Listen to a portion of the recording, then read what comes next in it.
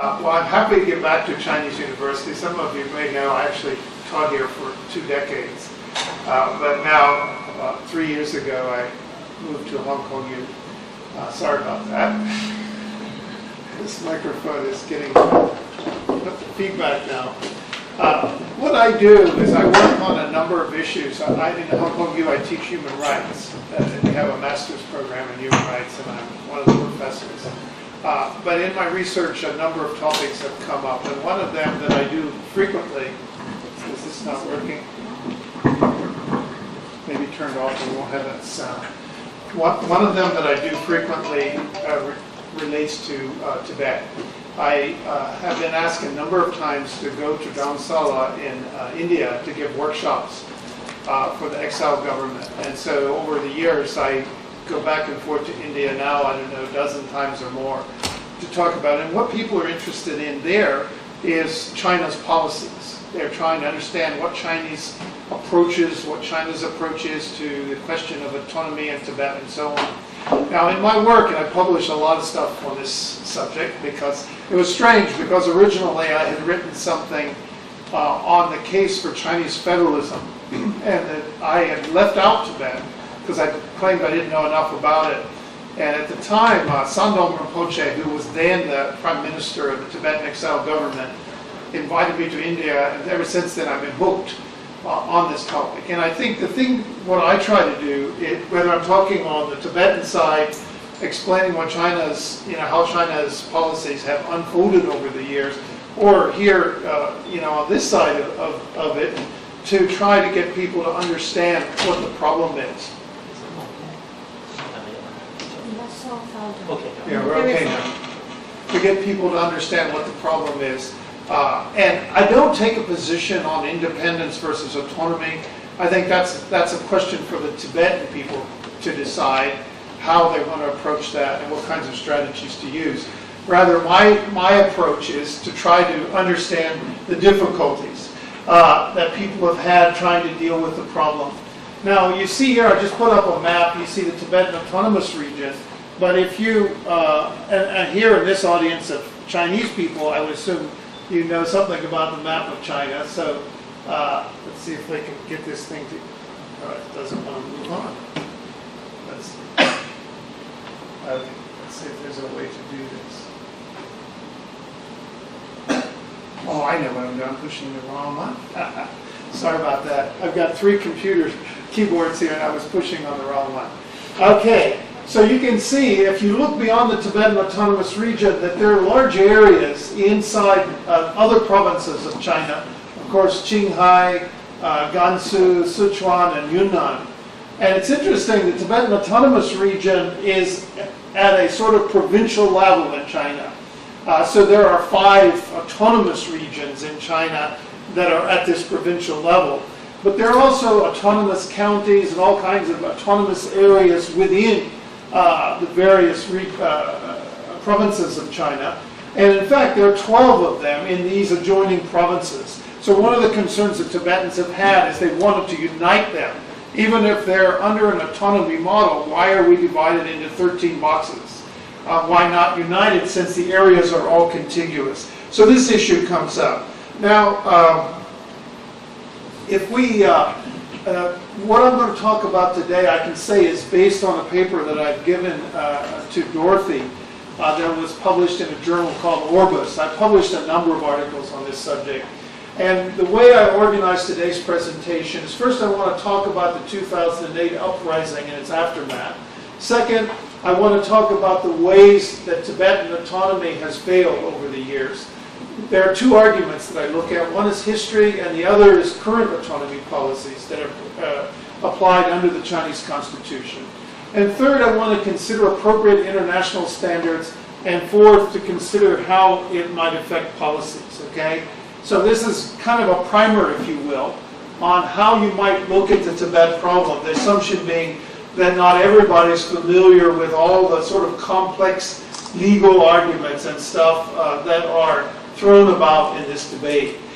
In this slide here, I actually want to note that the problem for China of Tibet, I think, is broader than Tibet itself. that it actually looms large on the Chinese landscape in ways the Chinese government might wish it didn't, okay? Now, from one way of looking at Tibet is a practical problem. It's principled concern with denial of autonomy and human rights. So a lot of people in the international community and Tibetans are concerned that there's really no autonomy under the Chinese policies as we know them today, and human rights is a severe problem there. But I think beyond the practical side, there's a symbolic side.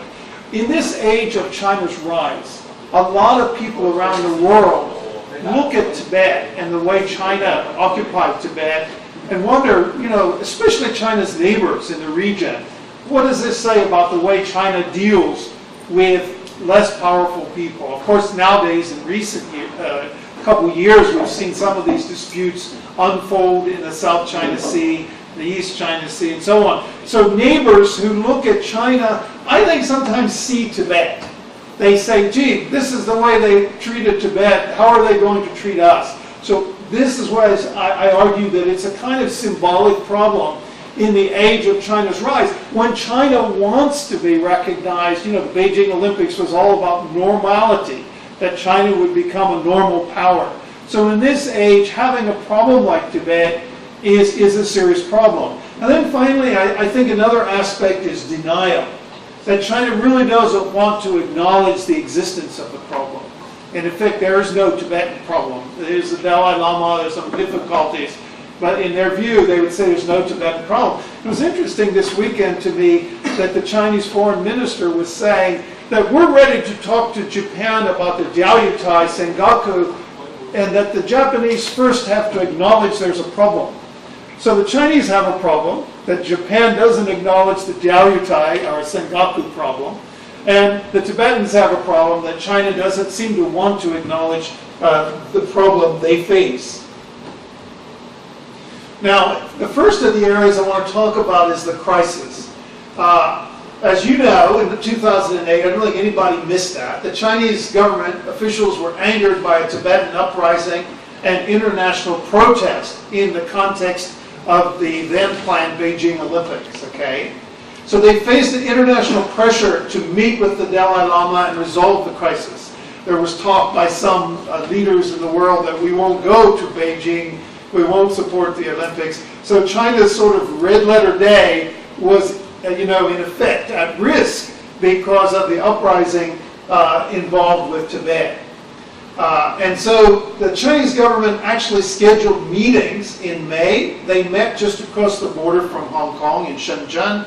And then in July and October, they had 2 further meetings with the Dalai Lama's representative. Of course, all the while claiming there was no Tibetan problem. So you see some pictures here showing sort of the global dimensions of this. You see some attack on Tibetan protesters in Nepal, up there in the left corner. And you see protests by Chinese against the Tibetans. There's a kind of Chinese sentiment that China's being embarrassed by this event. And so Chinese are protesting in reverse. And then you see this Chinese image being invoked. There's no problem because we have a harmonious society. In fact, we know that harmony has become a verb in China. When people are suppressed, they are said to be harmonized. So in these meetings, it didn't, you know, the world, I suppose, had some hope that China would try to address the problem, but the hope proved to be unfounded. The Chinese government made it clear that talks, these are not negotiations, but the talks with the Tibetans are about the Dalai Lama's personal future and not China-Tibet negotiations, okay? They attacked the Dalai Lama at the time as a wolf in monk's robes, a splitist and a jackal. They were concerned about the Olympics, so they demanded the Tibetan side would follow the 3 stops, that is, stop activities aimed at splitting China, stop plotting and inciting violence, stop disrupting and sabotaging the Beijing Olympic Games. They reframed this in various ways. They also had something that said the similar thing, what they called the 4 non-supports. In July, however, the Chinese government requested that Tibetans outline their position under the PRC constitution. So don't know if they really thought Tibetans were going to do it, but they in a sense invited something, and the Tibetans responded with a Tibetan memorandum. The Tibetan exile government produced this memorandum, which they called the Tibetan Memorandum on Genuine Autonomy for the Tibetan People. So this was produced by the exile government at the time. So the dialogue, by the way, is with the exile government. It's not with advocates of independence and so on. Of course, there's probably no Chinese dialogue possible over Tibetan independence. So in any case, it's following, I think you're going to have a speaker on Skype tonight from the CTA, right, from the Tibetan exile government, and that's who's involved in this negotiation. And they produce this memorandum, and the memorandum talks about areas where they think autonomy is consistent with Chinese own constitution. And this is autonomy in the areas of language, culture, religion, education, environmental protection, natural resources, economic development and trade, public health, public security, population migration, cultural, educational, religious exchanges, and so on. They also say they want to unify the 13 contiguous Tibetan areas. And they ask that this autonomy be genuine, which they say would involve legislative autonomy. Right now, and we're going to talk about this in a minute, under China's autonomy laws at the moment, the autonomous regions in China actually have less autonomy than the non-autonomous regions, because non-autonomous regions can pass laws without seeking the central government's approval, where the autonomous regions do not have this legislative autonomy. So the Tibetans, in effect, are asking them to provide genuine autonomy. Now, the Chinese government, this memorandum, the Tibetans argue, is consistent with the Chinese laws itself, with the Chinese constitution. And so we can judge that in a minute when we look at some of China's provisions in this regard. The Chinese response is rather strident, because the third meeting comes after the Beijing Olympics. At this point, the Chinese government has little incentive to agree to anything the Tibetans are proposing. And so at this point, they take a very strident position where they say the Tibetan use of the term genuine autonomy equals, and I quote, a high degree of autonomy. And this high degree of autonomy, they say, is a covert call for independence. That the Tibetans aren't serious, they're just really seeking independence. Now for you guys in Hong Kong, footnote here, you know that what Hong Kong is guaranteed, in fact, is a high degree of autonomy. So it's interesting when the Tibetans ask for according to the Chinese view, the Tibetans ask for genuine autonomy, of course, but when, as the Chinese characterize it, it's a high degree of autonomy, it means covert independence in Tibet, but a high degree of autonomy doesn't mean covert independence in Hong Kong. So there's a kind of inconsistency here. They accuse the Tibetans of colluding with democracy activists, what they call Falunkian elements, that's the Falun Gong, and with East Turkestan terrorists, that's the Uyghurs. Okay, they're accusing them of collusion. And they argue, the Chinese response argues, and this was done officially in public meetings, they argued that controlling migration was akin to ethnic cleansing. So Hong Kong controls migration in and out of Hong Kong. When the Tibetans ask for that, it's characterized as ethnic cleansing. And then finally they make clear their position. They declare, and I quote, "We never discussed the so-called Tibet issue and never will." So they're very adamant about that. We know a month or so later they proclaim a new holiday called Serf Emancipation Day, when is a day to commemorate their quote-unquote liberation of Tibet. And then, of course, the situation deteriorates even more. Now the figure actually, I think, is nearer to 200 Tibetan self-immolations. And we know that the repression in Tibet is increased, not decreased in recent couple of years, because as the self-immolations occur, there's an attempt to control it through more and more supervision of what goes on in monasteries in Tibet. Now, the self-immolations are sort of dramatic in this picture on the cover of a magazine. There's a number of videos showing, actually the best one is in a slide at the end of my presentation today that I thought was one of the better ones, was produced by Voice of America. In that slide, they actually try to go behind many of the people who self-immolated and understand what they were thinking and why they were doing what they were doing. Now, China makes a claim that Tibet is an inseparable part of China. So this is a kind of history claim. We said, why are we talking about history? Strangely, China takes this history argument very seriously. The Dalai Lama has made clear that he doesn't want to talk about history. He takes the view that we will never. I actually interviewed him for a couple hours a couple years back, and he very clearly said, we're never going to agree on history. So talking about it is useless. Because, and one of the things I found in looking through the history is that they actually don't disagree that much on the facts in history. What they disagree more about is the interpretation of those facts. And so this is an interesting aspect of it. But why does the Chinese government insist on talking about history? Because if the Dalai Lama is saying to them, well, you know, you guys have all the power, you've taken over, so we really have no hope to regain our independence, if that's his position, he calls it the middle way approach, then he's in effect conceding to be part of China, but not agreeing that Tibet was always part of China. The Chinese government doesn't like this very well, because it makes them out to be a colonizer of Tibet, that in effect, well, we don't have a historical claim. In effect, the Dalai Lama is taking that position.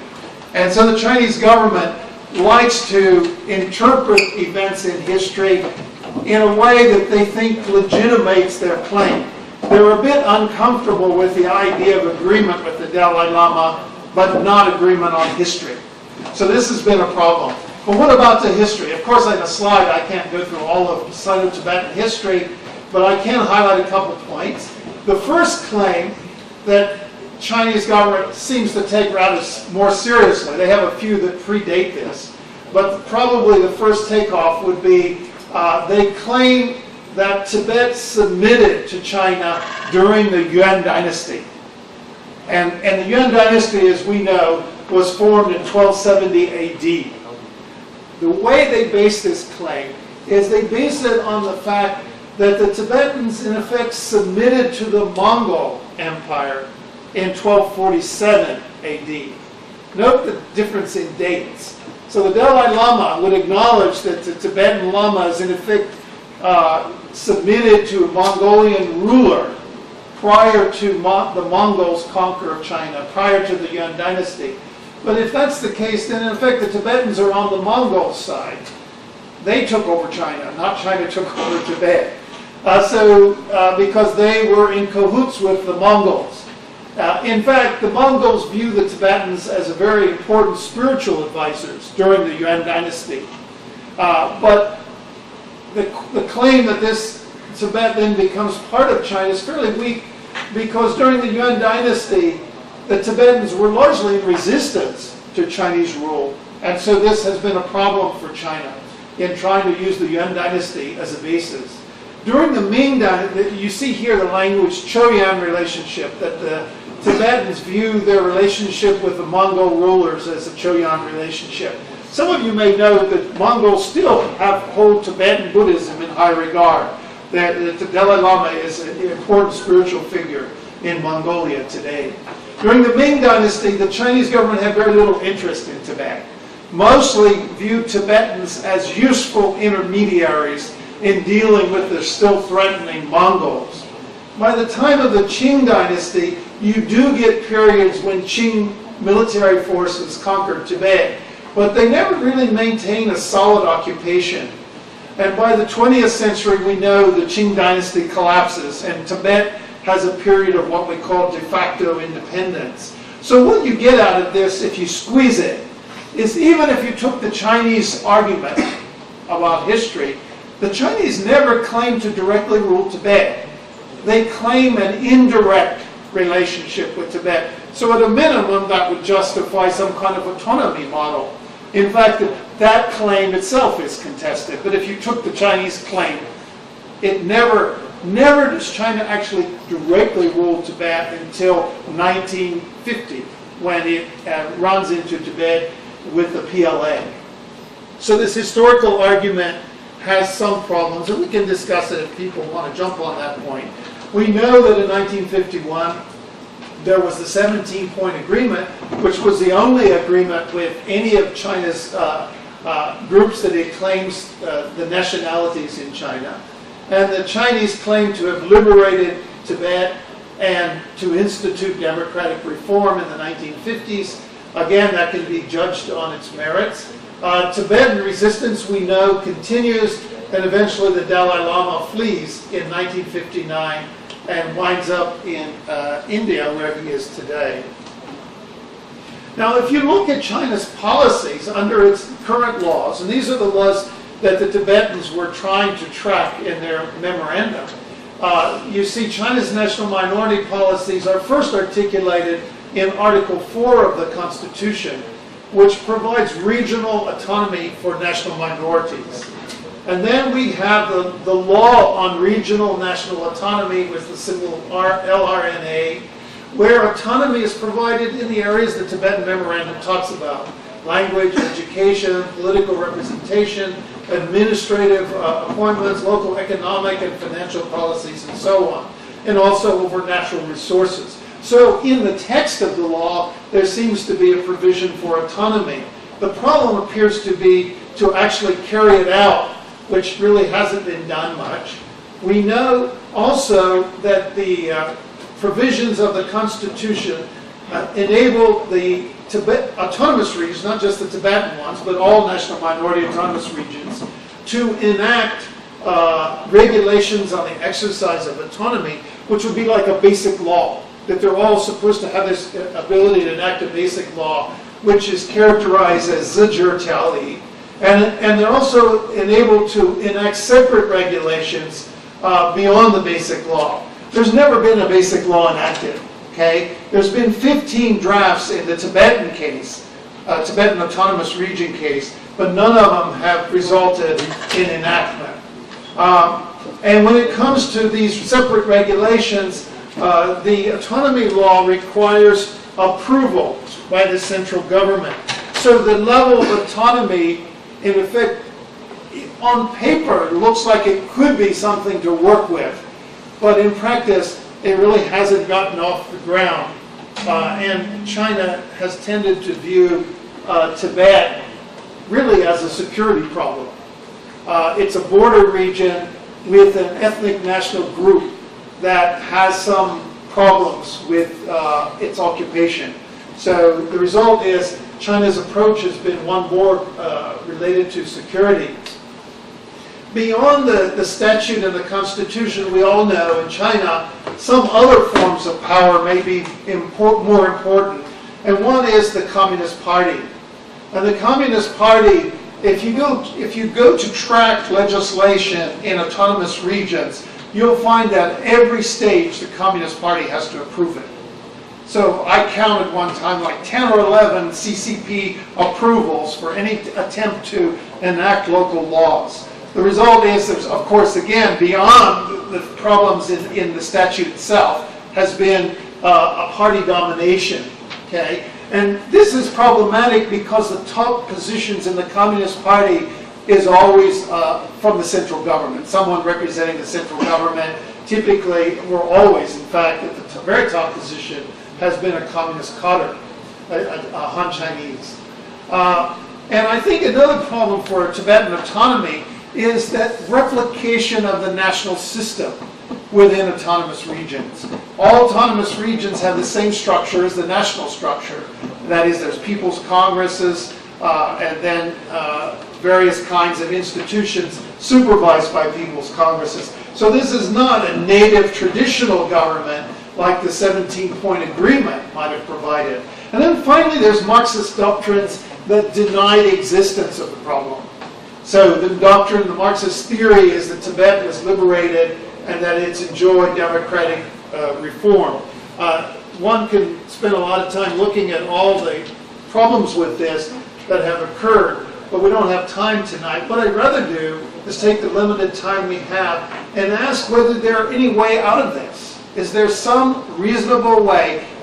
Again, setting the independence question aside, because I think that's for Tibetans to decide whether to promote that approach or not. I would have my own preference if I were Tibetan, but I'm not, so I won't. I'll leave that to our Tibetan colleagues to talk about.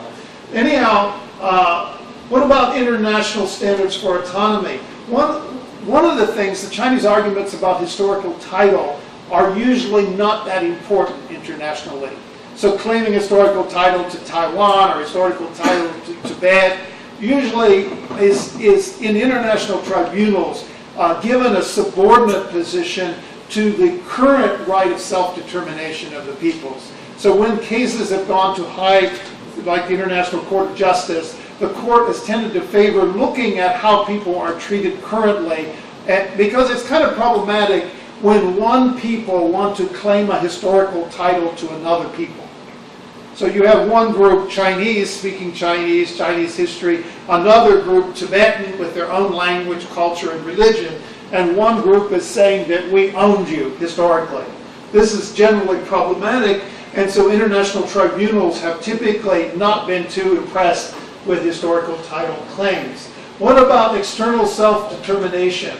This is always difficult and usually entails violence. A group can claim independence, but typically countries, there's very little international law on the right to seek independence. There's some international law. One famous case in Quebec talks about if you want to claim a right to external self-determination, which would be a right to claim independence, then you would have that right if you're a former colony under military occupation, and the people have weak access to government. So these are criteria that the court in Canada applied to the Quebec case where they're seeking independence. But the legal standards are very poorly developed regarding rights of independence for peoples, okay? Because that always runs up against the integrity of existing states.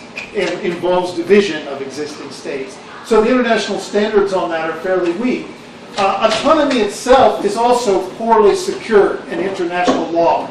Generally, autonomy is better secured in constitutional law, in domestic constitutions. But it's been very difficult to institute internationally enforceable autonomy. The only exception has been if somebody qualifies for self-determination, and they reach a treaty agreement for autonomy, then sometimes international actors, foreign governments and so on, are willing to take that seriously and defend that country's autonomy through international pressure, sometimes through force. But it's been a weak argument.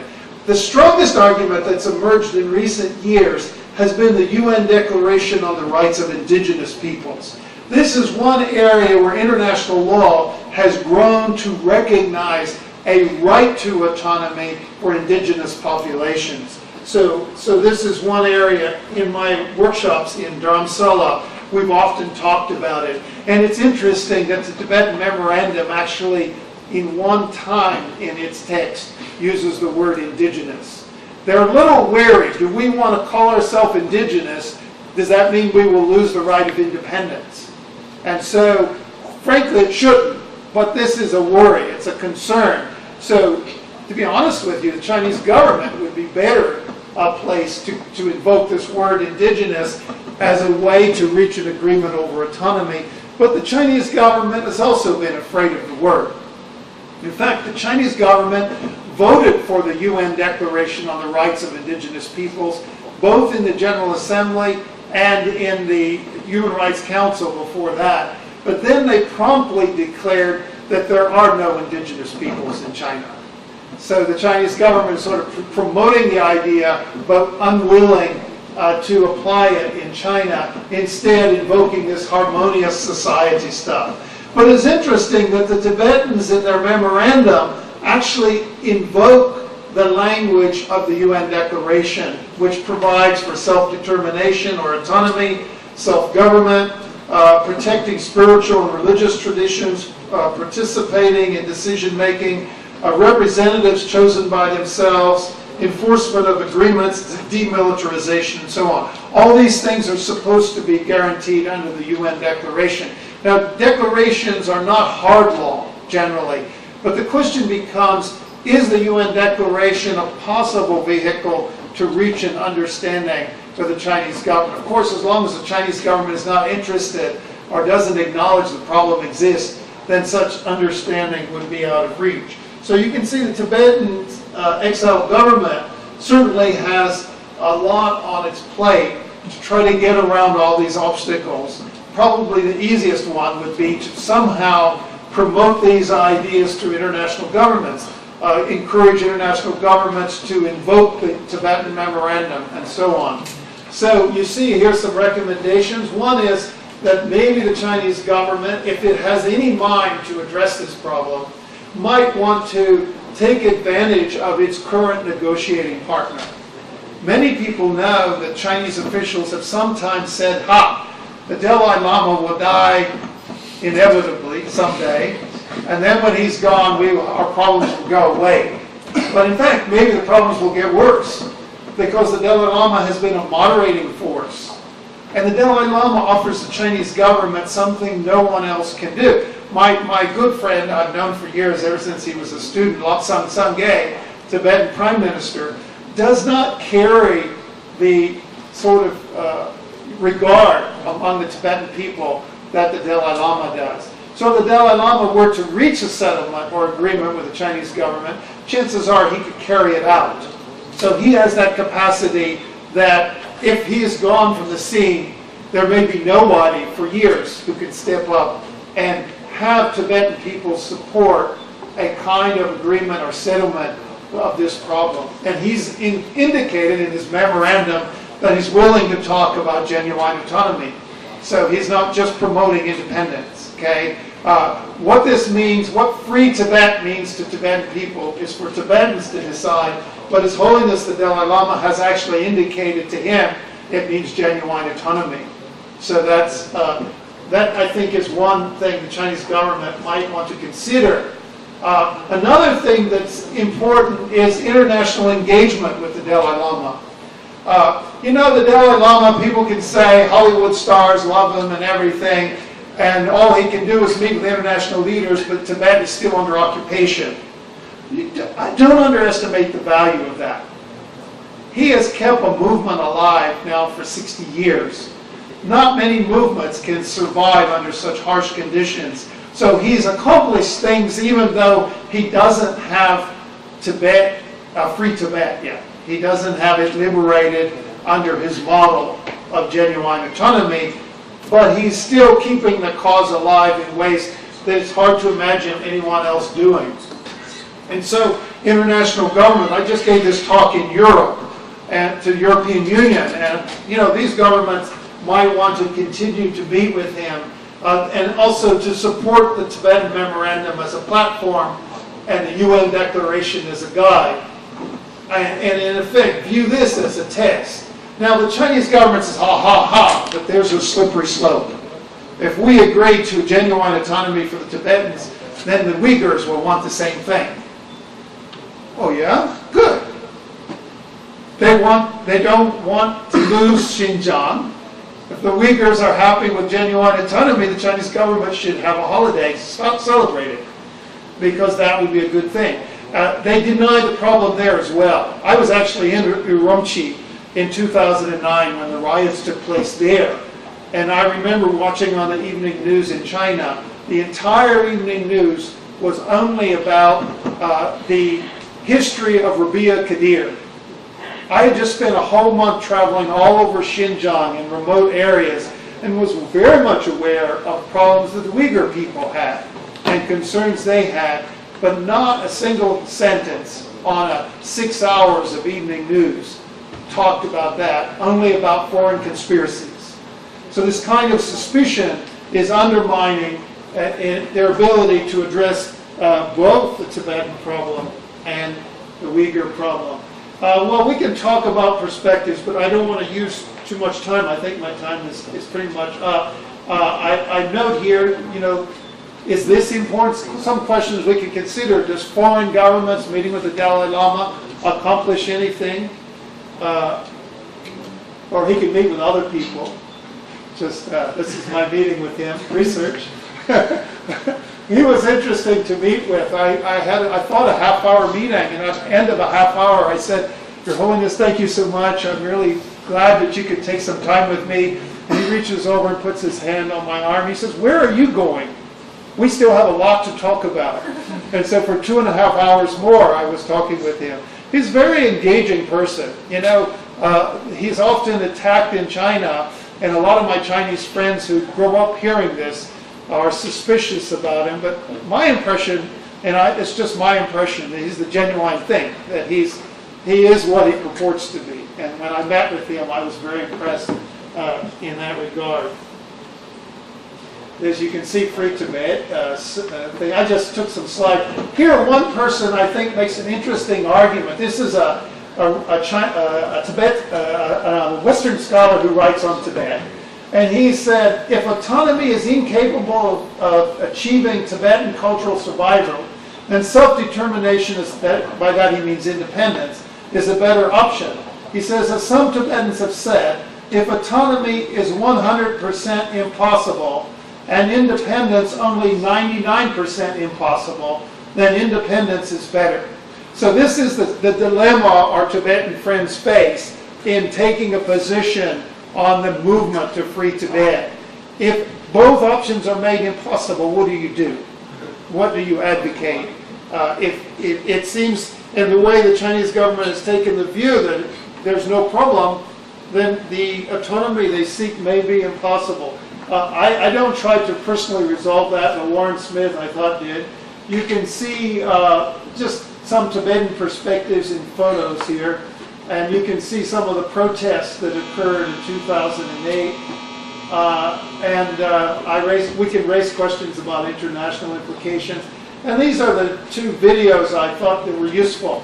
This one on the question of self-immolations. The first one is put out by the CTA, this Tibetan government in exile, and it's shorter. So if you want to see a quick version of their view, reaching out to others, this video actually tries to reach out to others. That's the point of it. Where the VOA one is much better, but it's an hour long. I'm not a huge fan of the VOA because it's kind of a propaganda organization, but nonetheless the video is quite good because I think it tries to peel back and look behind why people were doing. One of the things that's occurring is the center of Tibetan activism, I believe, is shifting from India to Tibet. That more and more activism is taking place on the ground in Tibet, where for years it's so difficult to engage in activism there because of arrest and repression. But it seems to be, with this self-immolation, it's kind of exploding on the ground. So I think it does pose a problem for the Chinese government. And I'll leave it at that. I hope I didn't go over. I think it's about 40 minutes. If I'm... Yeah. Continue. It's okay. No, I'm done. Further questions, just we give 10 minutes for the questioning. Okay. So, Some questions. yeah, sure. You said that Tibetan people, excuse me. Yeah, maybe we can get a microphone out there. Thank you. When it is impossible for Tibetan people to choose autonomy, they can choose to try to make this independence.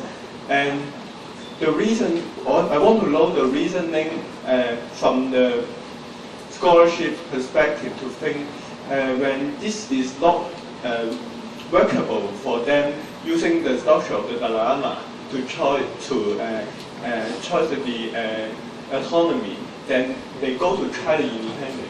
And how the foreign country and the UN, just like the international society, the majority of their perspective or idea is how to treat these doctors. Yes. Your question goes to the very heart of this problem. For Tibetans, and for all the rest of us, because it is a dilemma if there's constant frustration of attempts to gain real autonomy, even though the Chinese national laws promise autonomy. What do people do? And then for Tibetans, the problem becomes more complex because I think your classmate was saying is that international governments already recognize China's claim to Tibet. So if the Tibetans abandon their middle way approach and their memorandum, the approach in those documents in favor of activism for independence, then there's a danger of losing international support because governments around the world may be reluctant to deal with the Tibetan exile movement on that basis. By seeking what the Chinese government already promises them, which is a high degree, which is autonomy, it's a Tibetan autonomous region. By seeking that the Chinese government to actually implement this, then I think they're better able to keep the kinds of international support they have. For example, the Indian government hosts thousands of Tibetans. There's Tibetans. I've traveled all over the world. Tibetan friends have been so generous taking me to all sorts of places, and I've met Tibetans in exile. So I think the dilemma goes beyond whether the Chinese, I think when Warren Smith says that, he's just being tongue-in-cheek. You know, if A is impossible and B is nearly impossible, what do you choose? It's kind of like Martin Luther King versus Malcolm X. You know, Martin Luther King advocating a moderate approach to addressing problems of racism in America, and Malcolm X a radical approach. Frankly, you almost need both of them on the table for autonomy movement to work. I have no problem with my Tibetan. I present on issues I'm asked to present. This topic I presented, I was asked to present to the exiled government. In fact, I presented a 6-hour workshop to the exiled parliament before they wrote the memorandum. So their attempt to understand the Chinese government's needs and the international standards is very much embedded in their memorandum. So, but at the same time, you can see how maybe having some people in the Tibetan movement that are more threatening and other people that are more moderate is also a viable strategy, because Tibetans face a very tough challenge. There's no movement right now. Nothing's happening. Next. By the way, if you want to tie it to Hong Kong, do that as well. I've written books on Hong Kong, so I can also connect that for you if that's of interest.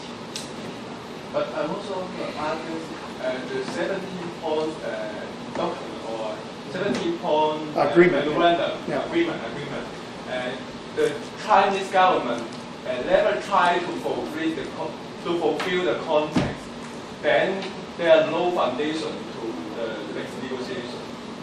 That's how can I try to find the foundation to negotiate?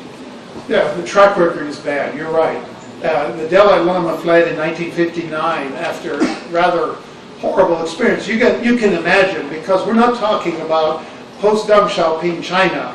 In the 1950s, we're talking about radical revolutionaries that were wreaking havoc across China with their revolutionary agenda. And they were very self-righteous, you know, as revolutionaries are, in imposing their views on Tibetans. So the track record under that more pure communist agenda was horrific. We know that thousands of Tibetans died in the Great Leap Forward and all these events in the 1950s. Perhaps the only way you could say maybe in spite of that there's some hope is that China itself has reformed considerably from the policies of the 1950s, the Great Leap Forward and the Cultural Revolution. So if the Tibetans are hopeful in reaching agreement, maybe that hope lies in China's modern reforms. Now, we all know China has a long way to go yet on its reforms, because political reforms are not much in evidence yet. But nonetheless, I suppose the answer to your question would be the Dalai Lama may hold out hope that in the post-Deng Xiaoping era that this could be a negotiating partner. it's a tough one. You can imagine why Tibetans might throw their hands up in despair and say, well, the only reasonable position, because the Chinese government has no seriousness. The people like a friend of mine also, Tenzin Sandu, who favor independence, don't favor independence because they think the middle way is horrible. They favor it because they don't trust that the Chinese government cares at all about this issue. They don't think that what the Dalai Lama is proposing is achievable with the Chinese government, that it simply declares it doesn't want to negotiate and doesn't recognize the problem.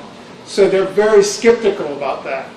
A lot of Tibetan independence activists are just simply skeptical that any of this autonomy stuff is workable. Yes?